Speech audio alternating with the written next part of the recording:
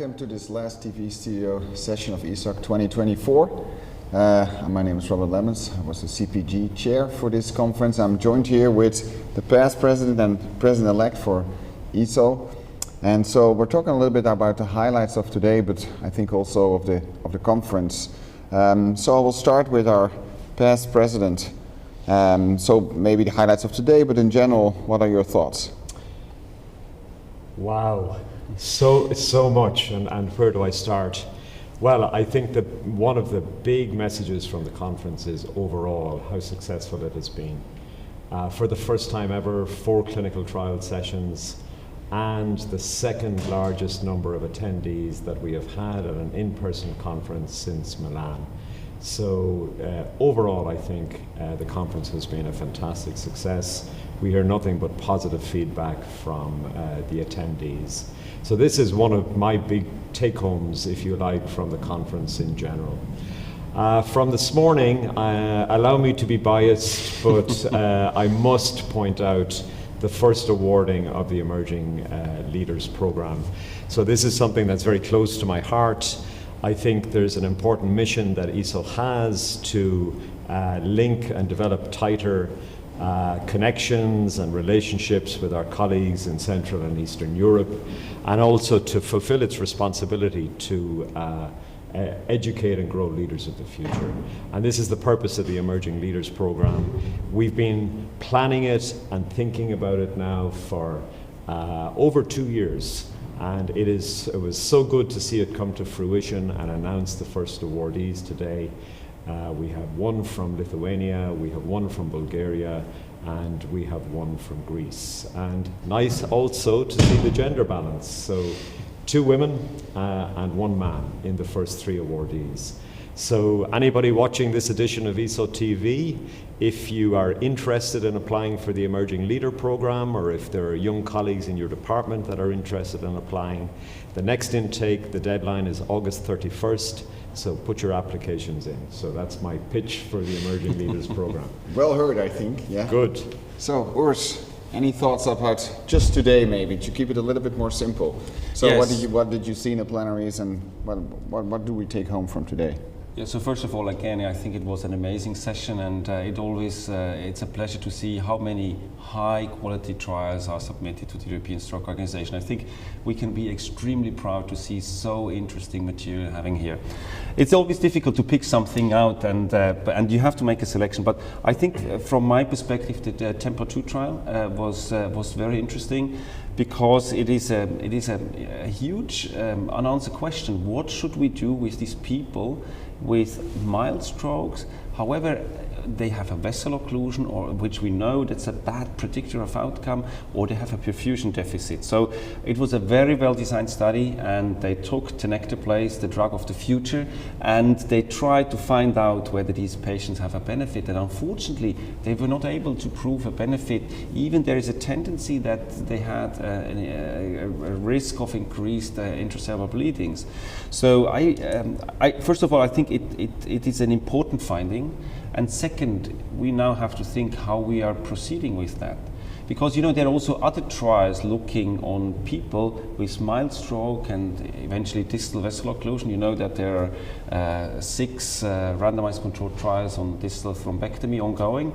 And they are also targeting people with some of them with low NIH stroke scale scores. And the big question is, do we do any benefit if we perform endovascular procedure in these people? So that is something which I really have to read the paper carefully, and then to see how it has an impact on my decisions in the future. And the other trial which I thought is really interesting is the Chinese trial, the Attention IA trial, giving intraarterial lytics and tenecteplase in people with incomplete perfusion in basilar artery situations. And I was surprised that I was not surprised that they couldn't show a benefit, because it was probably underpowered, but there was also a tendency of an increased bleeding complication. I think that's also something which we have to consider.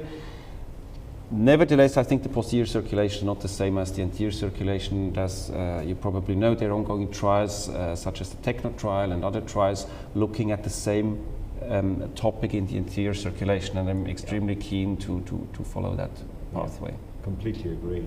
I hope the Attention IA investigators do a further trial, a Yes. larger trial.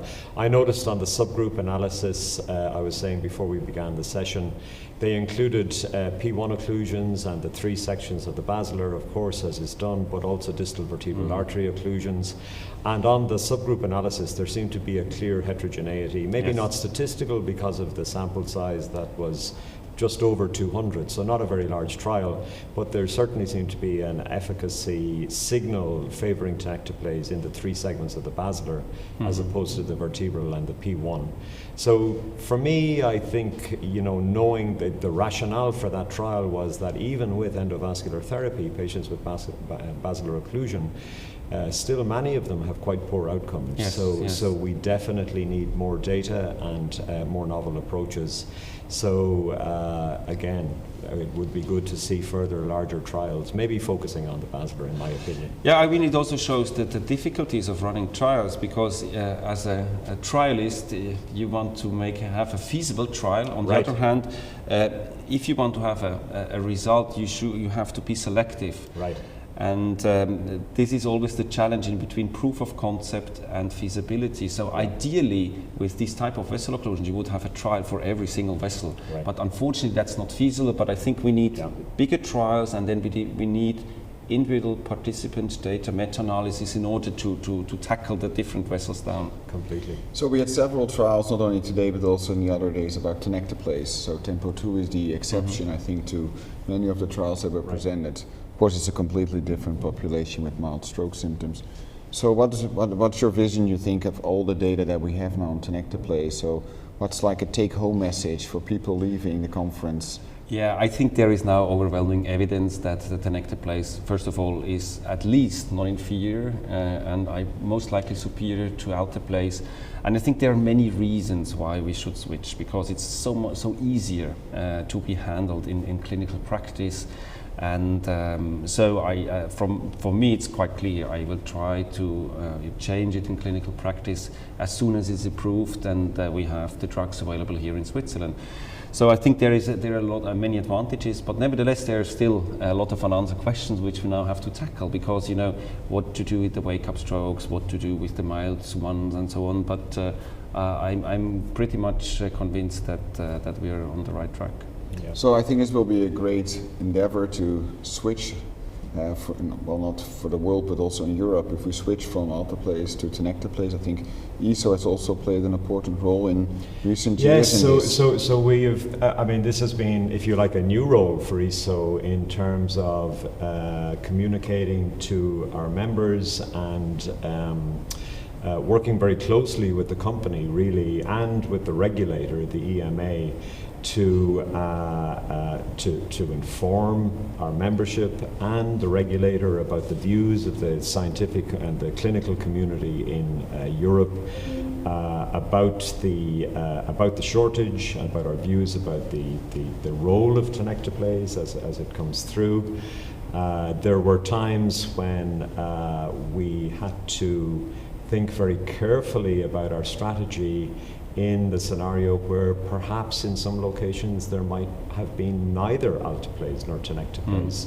So this role of communication with the scientific society, the company, and the regulator, I think, maybe is a model for the future. We see other drugs as well that are important, both in stroke and in other fields, which there are temporary or sometimes longer term interruptions, and I think there's an important role for professional societies in liaising with the companies in providing important feedback there.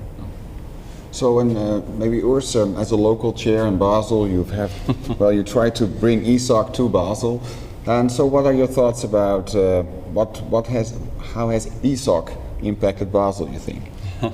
That's a very good question. So first of all, I think a place like Basel has a lot of advantages. It's in the center of Europe. It's easy accessible. You can take the train from France, from Germany, from Austria, from Italy. So also in terms of sustainability and climate change, I think that is something which we as a professional society, we have to take care on. And so therefore I think that these are the advantages for having a location which is easy accessible. What I think, for what brought ESO to Basel, we had on the pre-conference day we had a stroke awareness event, and in Switzerland unfortunately we do not have a dedicated organization for stroke survivors. And we organized a session with different stakeholders in Switzerland, with patients' organizations, with patients, and also with relatives on that exactly on that topic. And I think we had a very good and very profound discussion how we could improve stroke care and in Switzerland. We realized that there are a lot of things, a lot of services in Switzerland, but the problem is they're not really connected. It also, is connected with the challenges of our country. We're a small country, 4 language regions, and not a common language. So these are the challenges of a country like Switzerland. So you mentioned patient organizations. I think it was also not today, but yesterday, I think during the presidential plenary, we had a stroke colleague coming to the stage. Talking about a patient experience, maybe Peter, as being the chair of that session, how was that for you? Yeah, very moving, Robin, is the answer in short. This is our much esteemed colleague Melinda Rolson, who got in contact with us and asked to share her experiences. For those who don't know Melinda was until recently the Chief Operating Officer of the Stroke Action Plan for Europe, and is a stroke clinician working in northern Norway. And Melinda shared her story of having had a dissection of the carotid artery and battling back against aphasia and a right hemiparesis. And for me, it was an absolute highlight of the conference, both at a professional and a personal level. So. And I know Melinda was really grateful and pleased to share her story with the attendees at the conference. So more of patient participation in the future. I think we are very much supportive of that. I think it also reminded us why we here at the end. We are here to improve the care and the treatment of our patients. And sometimes, if you go to a conference, you're there full of ideas with your scientific work and with your talks. But I think at the end of the day, we should always be reminded why we are doing that. Fully agree. We were just talking about Tenecteplase and Tempo 2, and just noticed that the PI of Tempo 2 just walked in. So, Shelagh Coutts, welcome. Hi. Hi. So, we were just talking, and Urs was mentioning how important those results were, and I think it's an amazing endeavor. And so we were very pleased that you could present your results during this meeting. So we would like you to tell our viewers a little bit, what's your impression, what is the message that you would like to give to people listening to those results? I mean, obviously I'm disappointed because that wasn't why we set out to do this, but the trial showed essentially that even though it makes sense to open up vessels in a minor stroke, they didn't do better with the thrombolytic. And so it shows that, for me, it shows that what we should do is we should scan these patients, we should admit them, we should give them DAPs, what I've always done is put them flat, put them on IV fluids and watch them like a hawk. And if they deteriorate, we would intervene at that point. For me, the treating all these patients, if you're not disabled, is done. And I think the question is answered. Although obviously that wasn't the result I was looking for, but I think at least it's definitive. Yes. So, and we were talking about a lot of different results on Tenecteplase. Not only today, but also during the conference and in other conferences. What is your view on the thrombolytics in general now? I think it depends where you are. I still give thrombolysis, and we've moved to Tenecteplase in Alberta, and I like Tenecteplase just in terms of the ease of use over TPA. Forgetting everything else, it's so much easier. You don't have IV lines blowing and all those things. For me, the I have to admit that now with EVT and my access to EVT being so good, I don't personally tend to use it outside of 4.5 hours. Unless I'm bringing somebody in from an outside site, because I mean we have such good access to EVT in Calgary. I mean, occasionally if I have 2 patients at once and I have to choose, but that's kind of most of our practices. We haven't been giving. Most of us won't give it for wake-up stroke because we can just go straight to EVT. That's how our practice has changed. Your thoughts on EVT and IVT? Well, as already mentioned before, I think first of all, I think the Nectarbrace is much easier to use, and we are extremely keen here in Europe that we receive finally the drug, which we are waiting for quite a long time. And for me, it's also what I learned over the last few years, also with all the no IV trials, skipping TPA prior or not endovascular therapy. What we know is the treatment effect, and I think we already know it for more than 10 years. The pooled analysis, it's very time dependent. I think if you're early, then always try to give TPA whenever possible, unless you have a contraindication. And the more the time elapses, then you more have to, individualize your treatment approach, and I think that is what you just mentioned is extremely important. If you are after 4.5 hours and you have a large vessel occlusion, I think I would directly go for endovascular therapy and not to give TPA. And even in the time window in between 2 hours and 20 minutes until 4 hours and a half, I would individualize it, because if I have a patient with a lot of microbleeds or severe leukoencephalopathy, I would be quite reluctant to give TPA if I have a large vessel occlusion. Whereas if I have a patient with a healthy brain, just give the juice. Yeah, and this is anecdotal, we need to look at it, but certainly our experience now, we've gone to TNK in the province, is that when we bring patients in from distal sites, we much more often will see them recanalized on the way.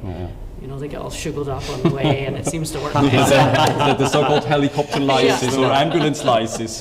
Probably a study about the bumpiness of the road. And Yes, the rates of So we can do it in Ireland. we can do it in Ireland, yes. But I have a question for you, Sheila, just an observation from Tempo 2, which you presented this morning, which was that the rate of progression of these patients with mild stroke and documented vessel occlusion was actually lower than you had anticipated, and lower than your previous work, which had looked at this in a lot of detail, suggested that it was going to be. So what are your thoughts on the mechanism of that? I think we changed care based on those results, previous results, the observational studies. I think, we didn't used to admit them, put them flat, put them on IV fluids. I think overall all of our care has changed because of that. And look at the recanalization rate in the DAPT arm or the control arm. It was high. I don't think any of us expected that sort of level of recanalization. So, I think it's multifactorial likely, but probably the reason we didn't see benefit. But if I may, it reminds me a little bit about the other big challenge, the lacunar strokes, and for me as a clinician, these are always the worst cases, because, you have a stuttering lacune, patient is coming in, initially had NIH of 10, then in the emergency room NIH of 2, and then, you do the scanning, and then you say, well, it's a minor stroke, you don't give TPA because the NIH is only 2, and then, you know how it is, over the next 24 hours, you have an NIH of 12. And it's a little bit the same challenge, and I think we need to find better treatments for the smaller vessels. I agree. I feel like it is the last bastion of how do we stop that happening? And I have we will often kind of reset the clock, as it were, and watch them. But I now have concerns about giving people DAPT and then thrombolizing. Yes. So it's, I think that's important. Well, the concern with the stuttering lacunes, for want of a better word, is the feasibility of doing randomized trials of those patients, because in any given year, any of our hospitals only see a relatively small number of them. And even within Europe, it might be difficult to do a feasible randomized trial. And this brings me back to what we were saying earlier about Attention IA and the size of that trial and feasibility. And we saw the same pattern with Convince. And I would say this is another theme that has been running through the conference. We are now running into issues relating to problems of success. We have answered well many of the questions that are possible to answer with small or medium-sized trials done at country level or even region level. And now what we need to do is we need to find models to successfully do global trials. And get those funded and make them big. This is a wonderful pathway and journey that we are on. I think our colleagues in cardiology probably went down this pathway maybe 20 years before us. But if we look at the cardiology trials now, they're very, very large, and they have to be. So the challenge for us is to think through how we successfully complete global, international investigator-led trials to investigate all questions, acute, recovery, prevention. I fully agree, and I think we also have seen that there were several trials which have had to be stopped due to lack of funding. Right. And I think we have now also to have a global effort, if we're talking to the funding agencies, that sometimes for trials you need more than 3 or 4 years. I mean, also 9. Tempo 2. Yeah, and we had with the switch trial, which we presented on Wednesday, we also just took 9 years to complete such a trial, and the funding of the Swiss National Science Foundation was 4 years, and we could prolong it for another year, but then it was over. And this is a problem because the funding agencies, they need to understand that sometimes for clinical questions you need more time. Obviously, you need to monitor the progress, but if you have a stable inclusion rate, then the funder should be extremely keen to support the trial in order to answer the question. And it's also the combination, I think, of national funders. I mean, to understand if you want to ask these kind of questions, you need a lot of patients, and it's not going to be feasible in one country. So national funders should come together in order to really get answers for the questions, and not for small populations where you have pilot studies, and again, we don't have any change in clinical practice. Well, and to follow on the cardiology theme, we need to get better at randomizing. We're neurologists, and we really do think too much. We think we know the answer when clearly we don't, and we should randomize. And that's the other thing, is that the slow recruitment is because some patients people just treated outside of the trial. It's always a problem, right? Yeah. Yes. So I think we have to conclude this first part of the last session. So thanks very much for coming to the TV studio, and also to our past and present-elect. We're moving now to the new president for the ESO, the new CPG chair, and also the new local chair for ESOC 2025 in Helsinki. So Simona Sacco, Mira, Katan, and Daniel Strbian. Yes, thank you. Thank you very much. Our pleasure to join you. And we are here with Mira and Daniel to discuss some highlights of the conference that we have just concluded. Mira. Yeah, so I thought it was, I'm a bit biased because the conference was here in Basel, my hometown, but I had a great conference. I think it was amazing, the amount of excellent science we saw, and it was really inspiring also going to the poster session, seeing all these young colleagues doing their best efforts to, research and to, promote science, and I was really inspired, and on the other hand, hopefully could inspire also the younger people with what we have done with this great conference, 31, large clinical trials. We couldn't even fit them in the plenaries. Yeah. So I think it was really an amazing time, and I had lots of fun. And one also of the highlights for me personally was the party yesterday, which was really very nice as well. Yeah. So Daniel, you were in Basel, and so next year it's going to be in Helsinki. So what do you think? What are you taking back to Helsinki? What you've seen? Well, we just discussing in session chaired by Simona that basically the bar was or has been set very high this year. And it's a good thing because, we had so many new social activities to learn from, and it seems that people like it. So we must see, okay, shall we plan for some traditional sport like in Finland, like something comparable to basketball and the morning run? Maybe it will be fun. Or really we have to come up with some ideas, let's see what will be feasible. But I believe we will make something locally attractive for many people to come. But the new traditions are actually quite many this year. So let's see if we can keep up to the standards, but I hope so. So if we're talking about what's been presented here, right? You mentioned the 31 trials. So can you just go over a little bit of your personal highlights of the things that you've seen that may change clinical practice for you, or potentially in the future based on what you've seen? Well, to tell you the truth, if I have to mention like 2 trials or 3. So first of all, we've been discussing every now and then with some colleagues, okay, there have been so many negative trials. But I always say it's not a bad thing to have a negative trial. Actually, sometimes I learn much more from a negative trial. And one excellent example is Tempo 2 that was just presented by Shelagh. So actually, for me, I like the results. I am fine with them, and I believe that this is actually, it goes in line with what I was thinking before. So it was now just confirmed personally for me. But from the same session like before, I like very much the data presented by from the SELECT2 trial. Yeah. They looked at the very severely hypoperfused tissue based on like their cutoff of this Hounsfield unit, and actually they found out that in the patients that have been included in the large cohort trials, if you have a certain profile, Severe hypoattenuation, exactly. very severe, Yeah. there is no effect of endovascular treatment compared to best medical treatment in those very bad profile patients. So, and then the third one would be, of course, and I have a bias, is a switch trial, which we have been working 10 years, and I believe that we randomize as many patients as so that's why, of course, we have been very much waiting for this trial. Can you summarize switch for our viewers in Yes. a few sentences, Yes. potentially?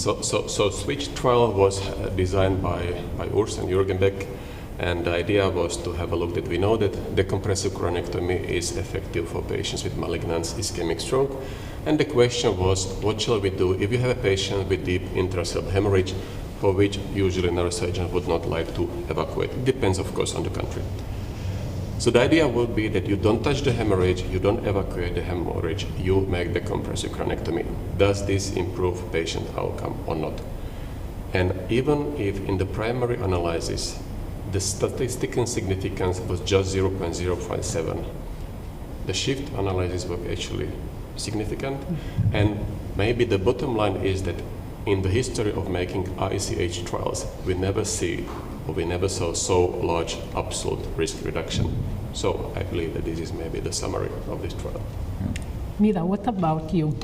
Yeah, so there were so many trials. It's really hard to pick some of them, but I was actually convinced by convince. So I think although the primary endpoint, again, on a level of 0.5 wasn't reached, I think it is an absolutely fantastic trial because it looks at a very new target.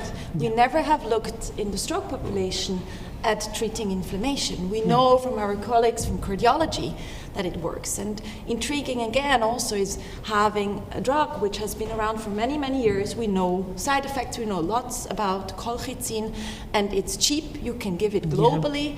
So I think, and if you then look at the on-treatment analysis, and if you look at the meta-analysis, which was done also within that, I mean, there is a risk reduction. And I think we have a new tool. Of course, we need to get further trials on the topic and a global endeavor to do so. But I think this was one of the highlights. And also, the Brazilian trial I thought was just amazing, what they did for primary prevention, polypill, and then already the outlook that they will be able to produce it and give it for free. I think this is just fantastic. Fantastic. What's your opinion it on can that? be also used in many other countries that are really in need of this. So it was really a great trial that it's worth to be replicated on a larger scale. So we have the privilege, I think, of having our new president for ESO here. So although I think this is going to be maybe too complicated to summarize very shortly, but what are your thoughts for your period for the next 2 years as the new incoming ESO president? I'm going to ask the same to you guys later, of course, for the new conference, but just for the new role. Yeah, I think that ESO is really in a good shape. There are a lot of projects and a lot of activities that are ongoing, and I will work to go on with what is already in place. I would also like to work a bit more on membership, because I think that it's very important for our society to attract attract new members, and particularly young members. The conference was full of many young people, but we can have much more. And we have to find strategies to try to attract in the field of stroke those that are working in more general neurology, who are not still oriented if to go in Parkinson, in Alzheimer, or maybe in stroke. And I also want to work to further improve our journal, the European Stroke Journal. This is one of our flagship project. We have to be proud of this journal. We started the journal growth in an incredible way, and now we have to provide the journal all the structure to go on to manage the high numbers of papers that they are receiving. Yes. And so if we talk about the conference, Mira, if we talk about thinking about the design of the future conference, what are your thoughts about what is important to be doing for the conference, especially also to attract these young people? What are elements that we can work on or maybe continue, of course? So first of all, thank you to you. It's hard to be able to top that, but I think we are on the really right track in every endeavor of ESO, and ESOC is one of the flagships as well. And I think concerning the program, we should be even more inclusive also with our colleagues from other disciplines. So I think it was really nice to see all our colleagues from neurointerventionalists also presenting at the plenary. So I think that is a direction I really much like to go on that track further on, and attract those colleagues as well, much more also in our conference. And this is the same, I think, also for cardiologists, which we could also include in our program, a bit more specific, so they can see, they have like a thin line where they can go and see what might interest them as well. And again, also allied healthcare, I think that's also an important topic, rehabilitation. So being diverse, trying to cover everything, but having a program which is, easily to guide through for specific interests as well. Yeah. So do you find, is that also something you experience, Daniel, that sometimes it's difficult in the enormous amount of sessions that there continues going on in parallel to find where you need to go, which is sort of a luxury position maybe, but what are your thoughts on that?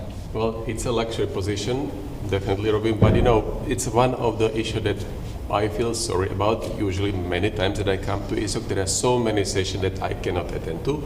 Luckily, we have the ESTEP platform that basically after the conference you can go in, log in, and follow what you have missed. But, we all know that we already have like Wednesday and Thursday packed with science until the evening. So basically, either you add one more conference day or you don't have many other options, right? Exactly, yeah. So, can you talk a little bit about, we talked about Basel because Mira's from Basel, but so what are items or what are things that people should also come to Helsinki for? So what does Helsinki have to offer? Yeah, I was just having like interview in the morning discussing also this issue, so mostly I will be repeating myself, but basically maybe I can start with some very funny facts that sauna is so popular in Finland that basically you can even find sauna in one of the ice hockey stadiums. If you make a reservation for the VIP, you can actually watch from the VIP part of the stadium ice hockey games. So I think that this is nowhere else in the world. But Helsinki is known for the design. It's like, we can say it is like a capital of the Nordic design. In 2012, it was actually the world design capital. Mostly furniture, glasses, names like Alvarhen, Heino Aalto, Marimekko, and so on. And of course about the architecture of the buildings, like the Museum of the Contemporary Arts, a National Library of Finland, a lot to see. And maybe for me personally is like the combination of the buildings and nature, because this is something that you can find in Helsinki in many places. And of course proximity to the sea. Perfect. So I think with that we can conclude, and so I think we'll have some highlights of the conference, which will be shown as well. I hope also that we also have the video of the Helsinki conference to prepare everyone. And I think we hope to see you all next year in May in Helsinki for the 11th ESOC.